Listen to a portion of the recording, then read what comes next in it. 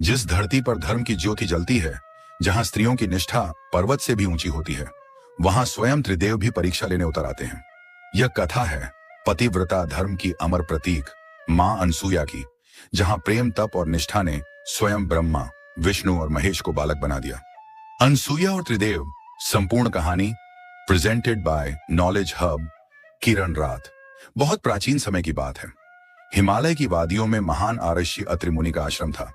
उनकी पत्नी थी मां अनसुया। वह एक अत्यंत पतिव्रता, सत्यनिष्ठ और धार्मिक स्त्री थी।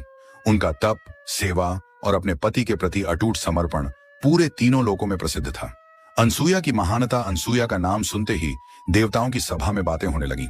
देवगण, ऋषिगण और देवयाओं सभी उनकी निष्ठा की सराहना करते थे। ये सुनकर त्रिदेव, ब्रह्मा सृष्टिकर्ता, विष्णु पालक, महेश शिव संहारक चौंक गए। उन्होंने सोचा, क्या सच में कोई स्त्री इतनी महान हो सकती है?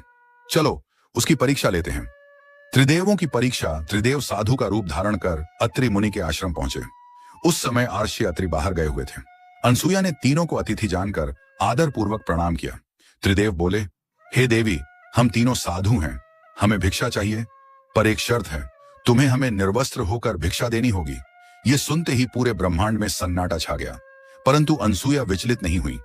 उन्होंने आंखें बंद की, ध्यान लगाया और अपने पवित्र पतिव्रता धर्म की शक्ति से प्रार्थना की, यदि मेरा धर्म सच्चा है तो ये साधु अब बालक बन जाए। और चमत्कार हो गया। त्रिदेव 3 नन्हे शिशु बन गए और अनसुया ने उन्हें गोद में लेकर मां के रूप में प्यार दिया। त्रिदेवों का नमन कुछ समय बाद अत्रि मुनि लौटे और सारा दृश्य देखकर मुस्कुराए। उन्होंने अनसुया को आशीर्वाद दिया। तभी देवताओं की दिव्य आवाज आई। त्रिदेवों ने अपनी दिव्यता लौटाई और अपने वास्तविक रूप में आए। वे बोले, हे देवी अनसुया, तुमने आज पतिव्रता धर्म की सच्ची महिमा को सिद्ध किया है। हम तुम्हारे इस त्याग, संयम और श्रद्धा से अत्यंत प्रसन्न हैं। अब से तुम हमें माता रूप में जानो। तुम त्रिदेवों की माता कहलाओगी। और सचमुच बाद में अनसुया के गर्भ से 3 पुत्रों का जन्म हुआ।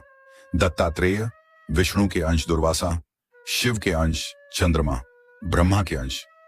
इस कहानी से क्या सीख मिलती है? सच्चा धर्म कभी कमजोर नहीं होता। जो भी सच्चे मन से अपने कर्तव्यों का पालन करता है, उसकी परीक्षा कठिन हो सकती है, लेकिन विजय उसी की होती है। पतिव्रता स्त्री की शक्ति इतनी महान होती है कि देवता भी उसके आगे नतमस्तक हो जाते हैं।